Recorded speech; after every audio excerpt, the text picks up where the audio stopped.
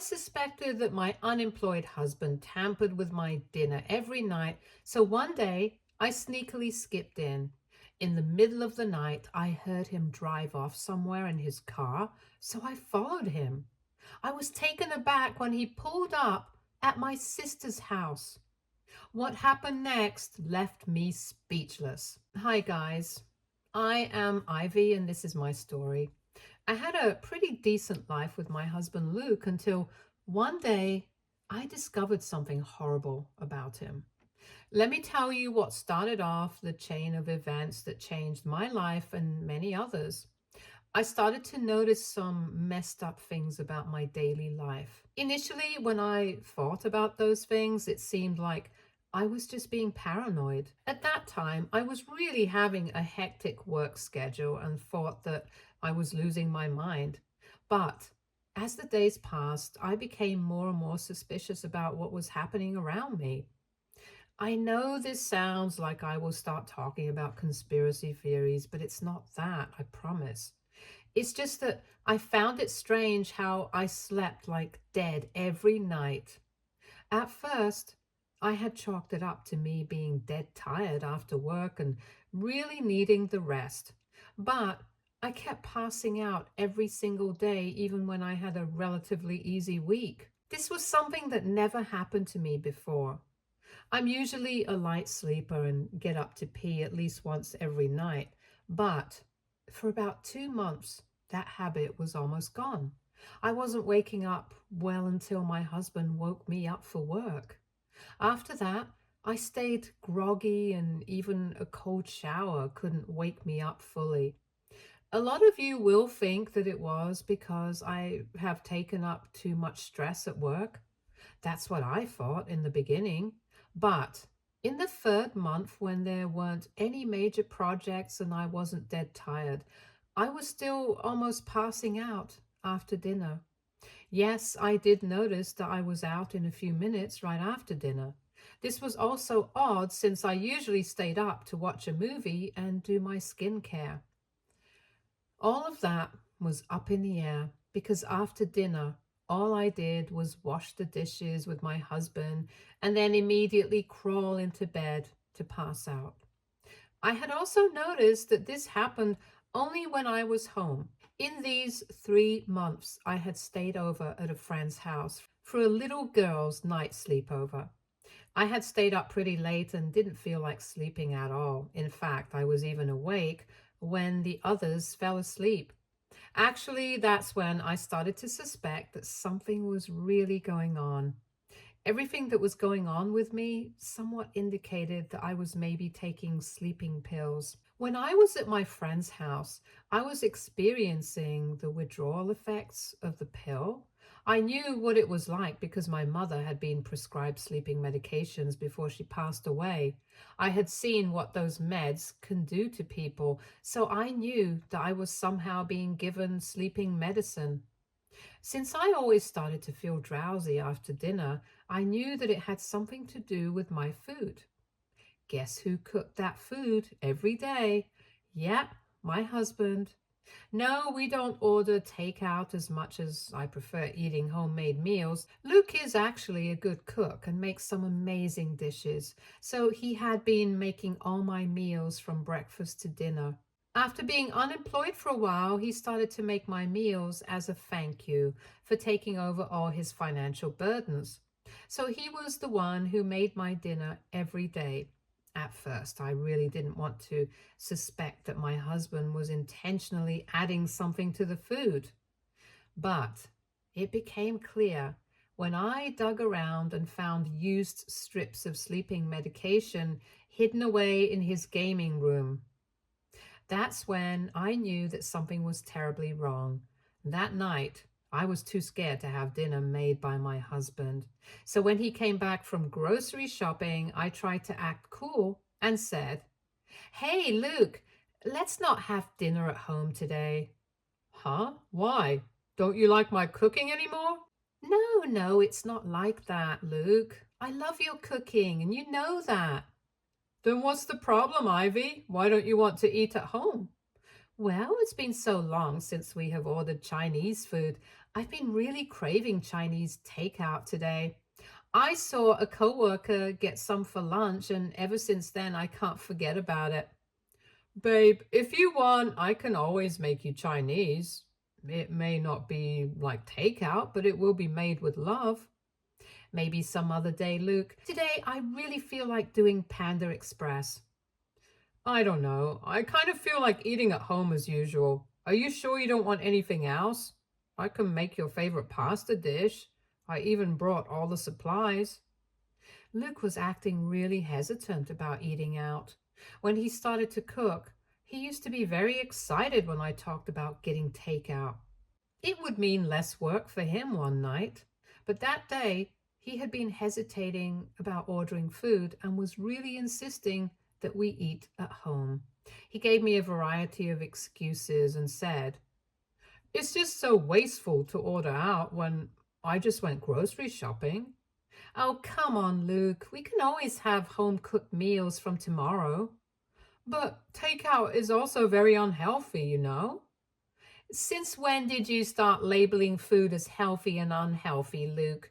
You used to be excited about getting takeout. What happened now? Why are you so against it? Oh, no, no, no. I'm not against takeout in any way. I don't know why you think that. It's just that I stocked up the pantry and wanted to cook something nice. Actually, you are right. Ordering out will spare me some trouble today. After I tried to prod him about his reluctance to order out, Luke started to downplay everything. He made it seem like his behavior was not suspicious and he was just trying to make me something nice.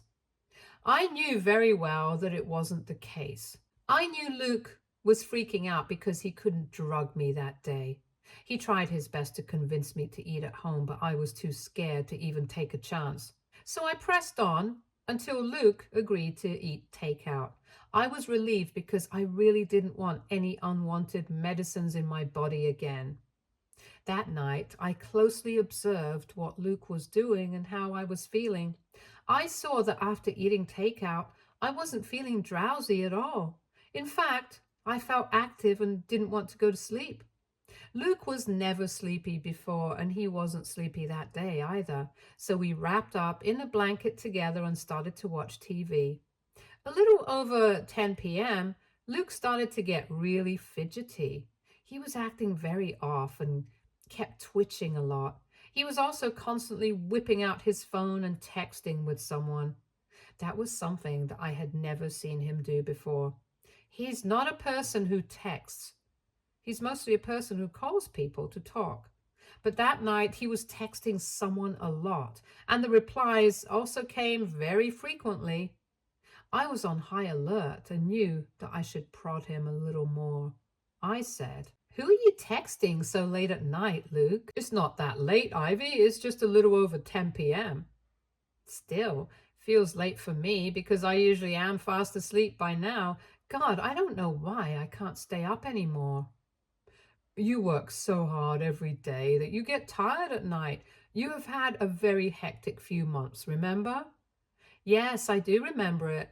I don't feel so tired and sleepy today. It's nice to have some alone time with you like this. But you keep really fidgeting and texting on your phone. Is something wrong, Luke?" "What? No, I told you that nothing's wrong. Stop nagging me and being nosy. It's really pissing me off." Luke said that in a very angry voice and then walked away from me. He went straight to our bedroom where I heard him call and talk to someone. I didn't think he realized that I could still listen to him talking. I didn't actually hear what he said, but I could tell that he was frustrated and kept saying sorry to someone. Now, this was really starting to scare me and anger me at the same time. I was pretty positive by then that my husband was up to no good, but I knew better than to confront him without evidence. I was also pretty scared for myself and didn't want to be rash in confronting him. So I stayed silent and went back to the room after the movie was over. Luke was already in bed by then and was sleeping soundly. I went back to check on the sleeping pills and saw that one was missing. Luke had probably taken one of the pills to fall asleep. I should have realized right then what Luke's problem was. But I was too scared to gather my thoughts correctly. I didn't even sleep that night. It was a combined effect of withdrawal and fear. I stayed awake and thought about my situation a little, and one thing was for sure. I needed to find out what was going on and then get out as soon as possible. The next morning, I went to work as usual after Luke made me breakfast. I felt safe enough to eat breakfast because I knew he only added sleep meds to my dinner. Luke was being extra sweet to me in the morning because he knew he had acted weird the previous night and he didn't want me doubting him or trying to find out what was going on. He came up to me, hugged me, and said, "I'm so sorry for snapping at you last night, Ivy. I was just a little tired from being at home all day and working around the house."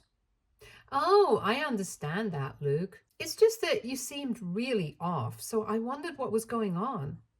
"It's nothing, Ivy. I'm just worried about my work life and all. Being unemployed is taking a toll on my mental health. But don't worry, I got it under control. I swear it won't happen again." I simply smiled and continued eating what my husband had cooked for me. He had actually made me my favorite breakfast, which I gobbled down just because even looking at his food was making me scared.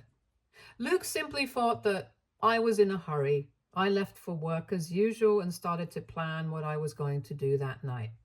When I finally returned home that night, I decided to pretend that I had eaten all the food, but would actually throw it out. Luke didn't suspect anything. We sat down to eat and I took small bites without swallowing them. After a while, I dumped the rest of the food in the bin and went to the bathroom to spit out whatever I had in my mouth. Luke didn't suspect anything because I had told him I wasn't very hungry, so I would eat less. When all the dishes were done, I acted sleepy and went to bed. Luke also went to bed with me, but I noticed that he left the bed at around 10 p.m. at night. He actually got out of bed and went outside to get into his car. I stayed put so that he wouldn't know I was following him. I saw Luke drive off and I quickly grabbed my own car keys and followed him. He was way ahead of me, but I didn't go far. I tried to stay back as much as possible so that he wouldn't spot me following him. I could track his phone because we share our locations, and maybe that's why he made sure to put me out when he went to do whatever he did. As I was driving, I suddenly realized that he was going towards my sister, Sally's house. I knew that he was driving to her area because it was on the outskirts of the town. I slowed down my car and parked a block away so I wouldn't get caught. Then I walked the rest of the block and went straight to my sister's house. That's where Luke's phone location was anyway. I went to the window to see what was going on. Lo and behold, I saw Luke actually hugging and kissing my sister. Let me tell you right now that my sister was married and had 2 kids.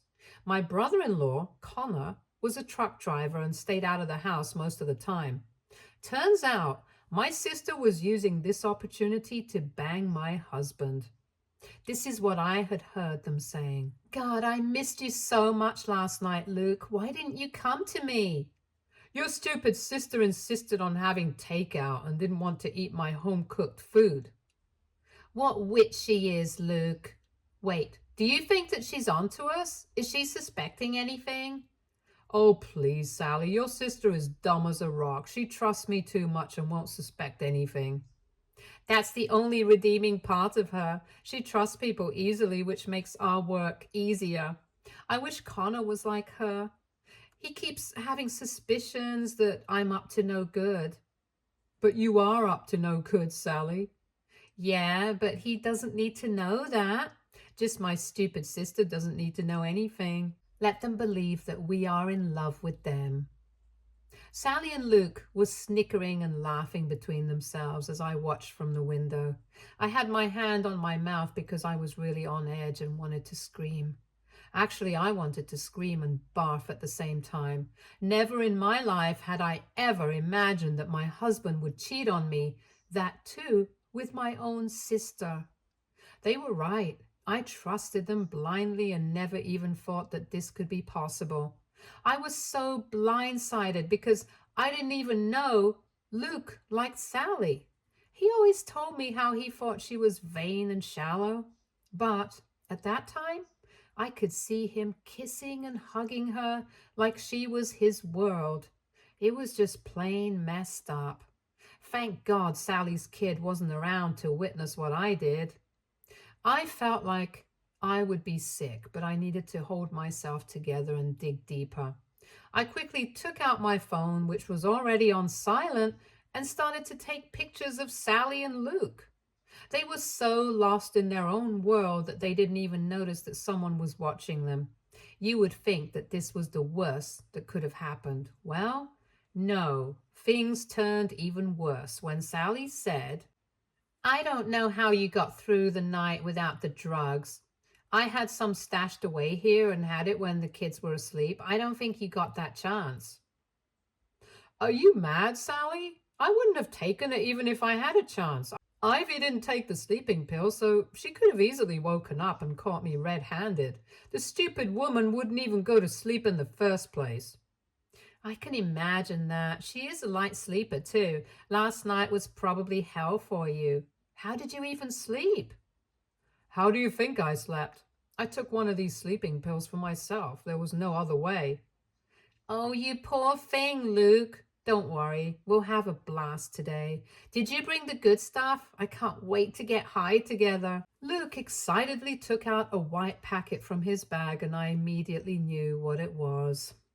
I'm not going to say its name, but I'm pretty sure you already know what kind of drugs they did. Yeah, it wasn't the organic kind either. That was bad enough. They were literally doing hard drugs together while there were kids in the house. That was the final blow for me. I had never expected my husband to get into drugs. Sally always had a problem, but we thought she had gotten clean after she got married. Turns out we were all wrong. I was in complete disbelief as I watched and photographed my husband and my sister taking synthetic drugs. They actually got high together and fooled around a little. It was gut-wrenching to watch. After a while, I slowly got back to my car and drove home as fast as I could. Soon as I was home, I threw up in the bathroom. I just couldn't stomach what I saw that night. I was a crying mess later as I thought about my world falling apart. The two people who were closest to me had betrayed me horribly. I just didn't know what to do. I went to lie in bed and didn't make a sound when Luke finally came home and went to bed late at night. I pretended to be asleep and Luke was too high to notice anything weird. The next morning, Luke woke me up as usual, and I acted like nothing was amiss. I had breakfast, went to work, and came home as usual. But I was also planning and plotting what I was going to do next. The first thing that was on my mind was divorce. Yes, I was definitely going to leave my husband. I had no hero complex and didn't ever feel like I could save my husband or something. I just wanted to be done with the marriage. But I couldn't just up and leave. The house was rented under my name and I was paying the rent on it. So that way I was secure. I could have just left without exposing them, but I didn't do it. I had to think about Connor and Sally's kids. They absolutely needed to know and get out of that house as well, so I decided to first talk to Connor and then decide what to do. Connor was due to be home in a few days, and I decided to just pretend till then.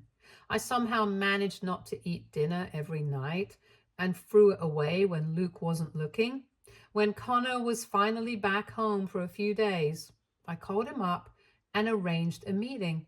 Connor was really confused about why I was meeting him when I explained to him what was going on. He was as shocked as I was. He said, "Oh God, I knew something was seriously wrong with Sally. She stopped being affectionate with me and doesn't even acknowledge me much when I'm home. I thought that she was mad at me for being away or something. I never suspected this."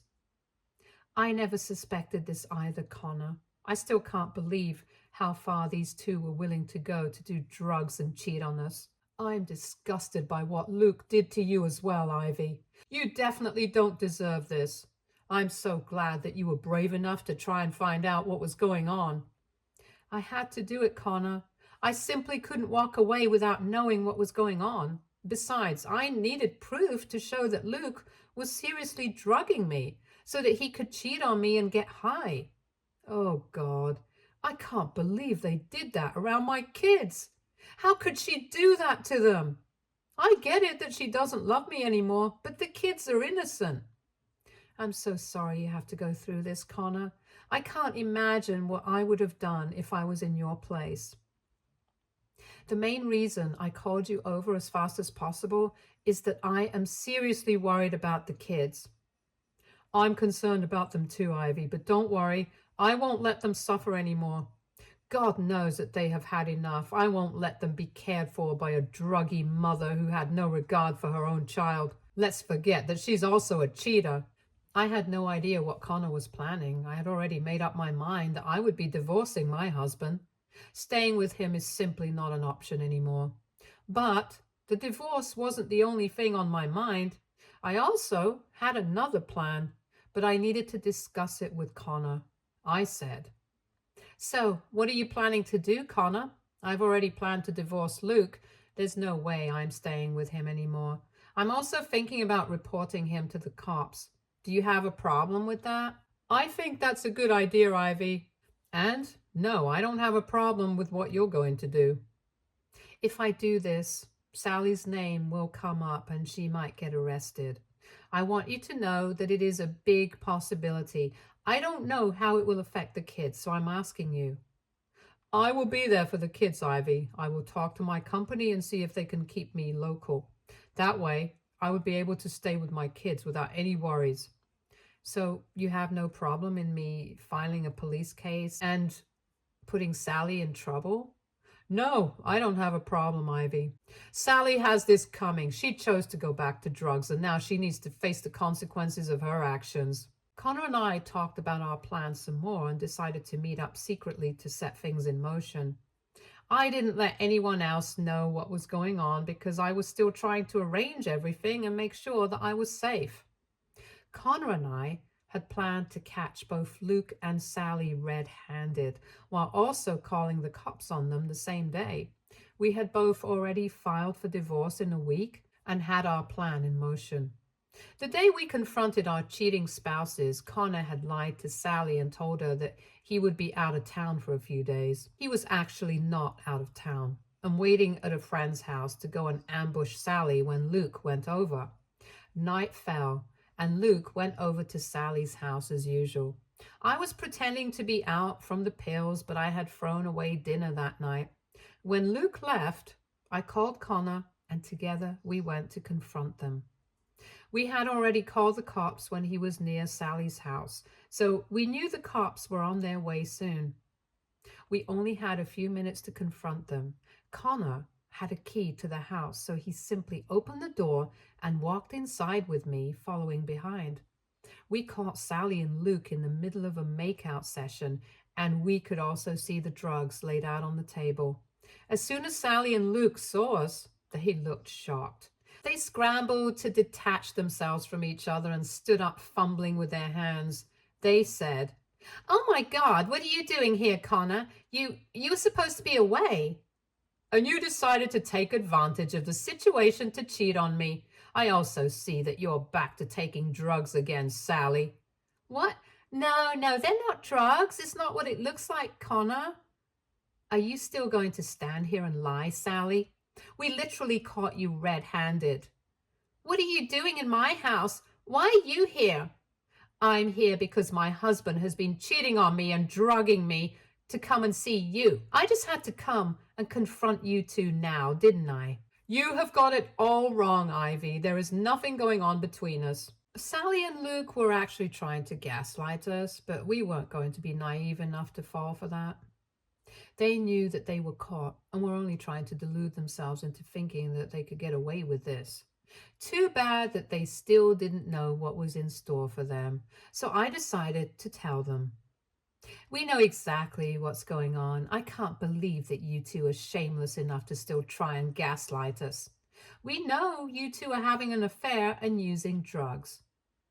"I can't believe this, Sally. You brought drugs around our kids. How could you do that?"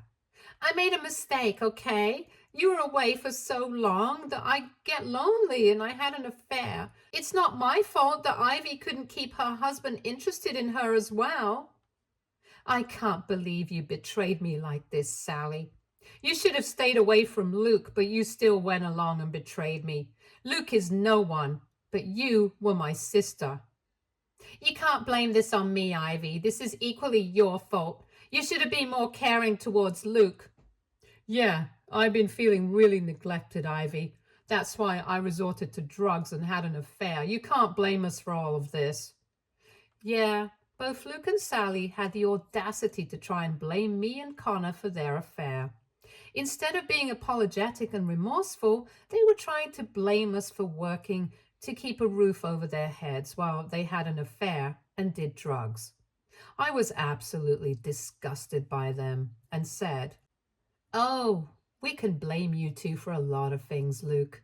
You literally drugged me so that you could have an affair. There is no use trying to pin the blame on me, Luke. You can have my sister. I'm done with you." "And you can have Luke, Sally. I'm done with you too. We have both filed for divorce. You can bet your butt that I will be filing for full custody of our kids." "No, you can't leave me, Connor. I won't let you. I won't let you take the kids. Don't do this, Connor. Let's talk this out and listen to me, Ivy. We can get through this. I swear I'll get better. I won't do this ever again." Sally and Luke freaked out when we talked about divorce. They started to appease us and say things that they thought would change our minds. These stupid idiots actually suggested therapy and open relationships to get out of having a divorce. They were begging hard for forgiveness and had suddenly decided that their affair was wrong and not worth it. They kept pleading and begging, thinking that they still had a chance. You can only imagine their surprise when the cops pulled up to their house and arrested them. Yeah, they didn't expect that one bit. The cops took them away, kicking and screaming, both of them begging us to help them and even cried, but we simply bade them goodbye and didn't even bother to look back as the cops took them away. Connor and I both got divorced from our spouses after this. They tried to put up a fight, but it didn't work at all. We had a mountain of evidence against them, especially with the pictures I took. I also have some screenshots that I had taken of Luke's phone where he had discussed drugging me. So both Connor and I had plenty of proof. We didn't even need so much anyway, since their arrest and drug abuse made everything much easier for us. So we ended up getting our divorces. Connor has since moved in with me to make things easier on the kids. They are more comfortable around me, and it has helped them deal with losing their mother so suddenly. Right now, Connor and I are trying to just be there for each other and make sure that the kids have some sort of a decent life. We are lucky enough to have supportive family members who are trying to help out wherever they can. Some have even pitched in money for us to attend therapy to deal with what happened. The court cases have almost come to an end now, and it looks like we will finally have some peace. I request you to pray for us so that we may recover from this mess and start a fresh life for ourselves. As for Sally and Luke, let's just say that they will be away for a while due to jail sentences and restraining orders.